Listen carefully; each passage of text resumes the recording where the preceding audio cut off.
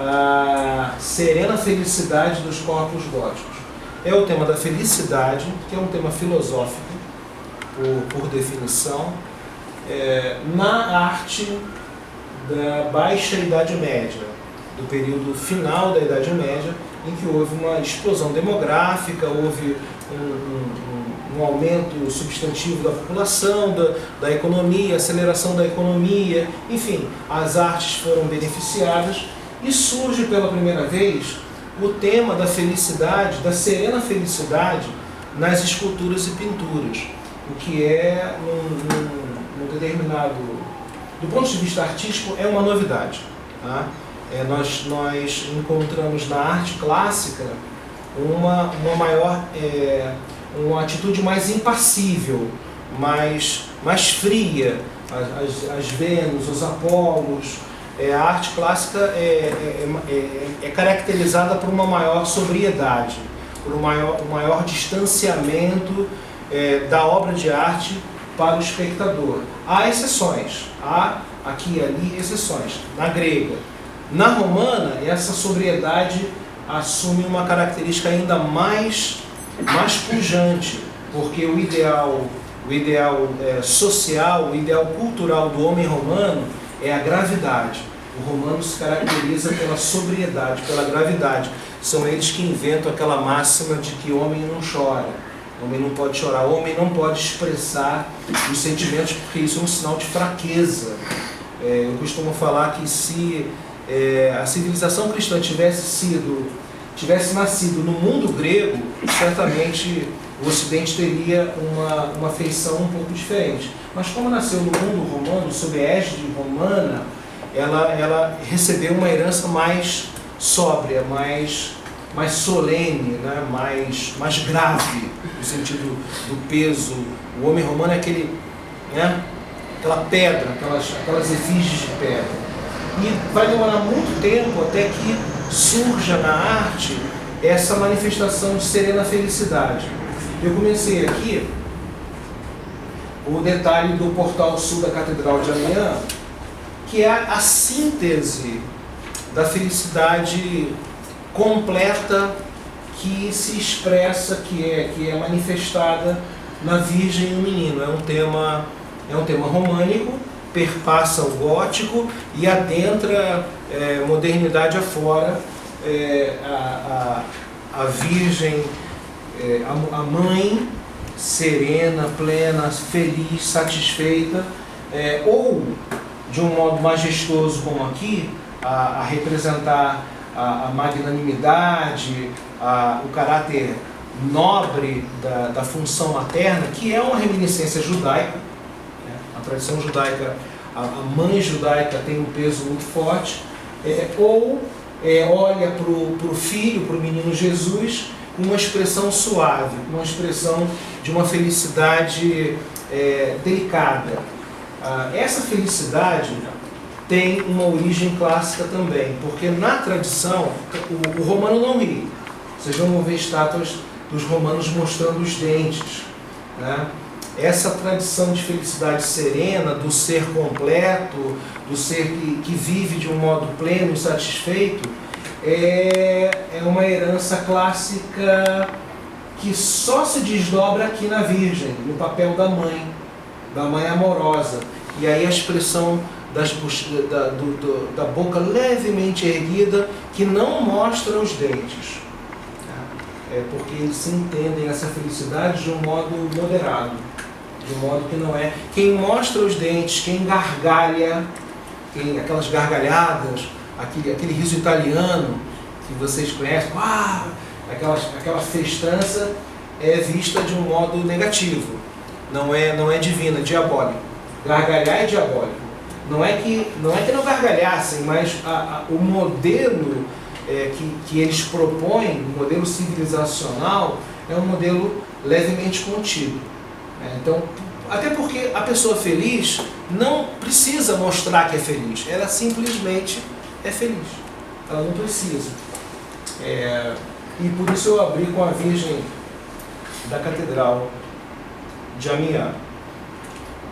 Eu preparei uma tábua cronológica Mas assim, é só para o cheiro do perfume, porque é muita informação. Dividir os personagens principais no que eu chamei de o longo século XIII, de 1150 até o início do XIV, os personagens, a política, o avanço da economia, a religião e as suas manifestações artísticas e os momentos culturais. Aqui, por exemplo, a atividade literária de Chrétien de Troyes, que é um escritor que lança o modelo do rei Arthur e dos Cavaleiros da Távola Redonda, enfim, os papas em azul, as ordens militares, e mesmo com essas carestias regulares, a economia desabrocha,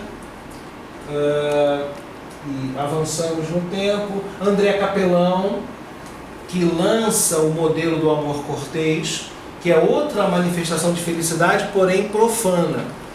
E, como eu tinha dito, comentado aqui à tarde, foi a primeira vez que o Ocidente presenciou a submissão masculina à mulher.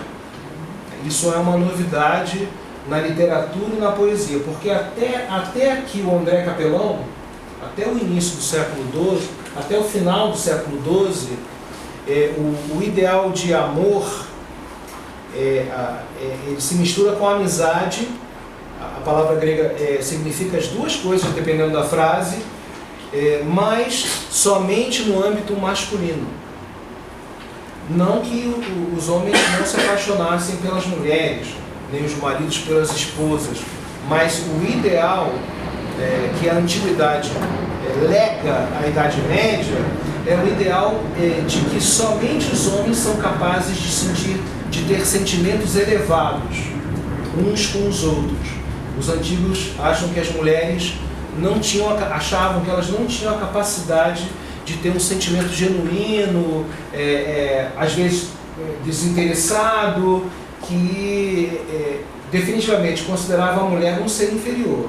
E também do ponto de vista jurídico, né?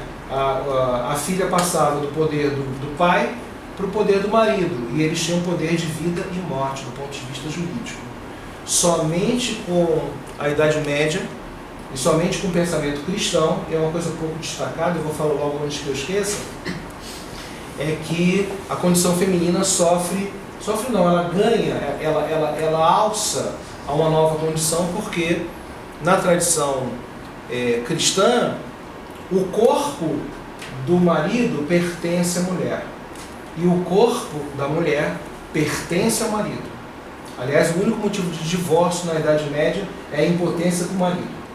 É motivo de divórcio. Então eles formam um só corpo.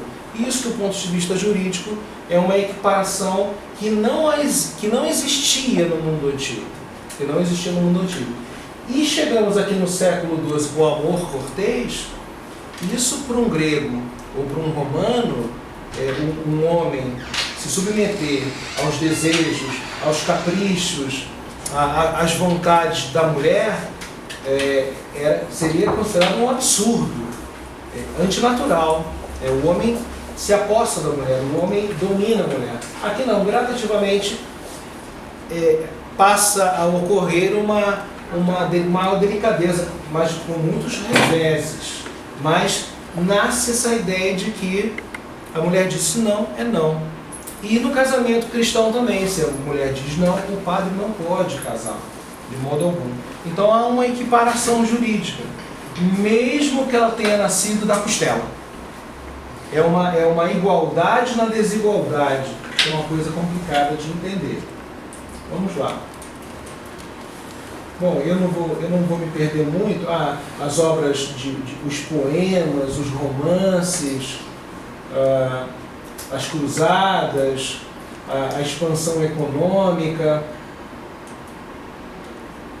os personagens, o que eu estudo, o filósofo que eu estudo, Ramon,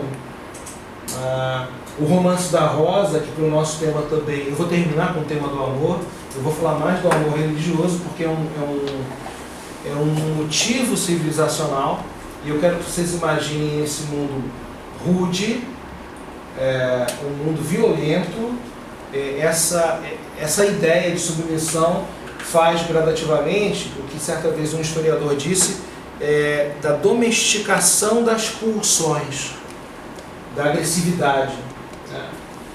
O Romance da Rosa é o livro mais lido depois da Bíblia. A rosa como símbolo do amor, a rosa no mundo religioso como o coração de Deus, coração de Maria, e no mundo profano como símbolo do órgão sexual feminino, das pétalas da rosa e tal. É a rosa que passa a ser aqui, a partir daqui, o símbolo do amor. A física se desenvolve, eu vou São Tomás de Aquino, São Boaventura, a ciência, as universidades são fundadas, Moinho de Vento. Ah não, eu não avancei.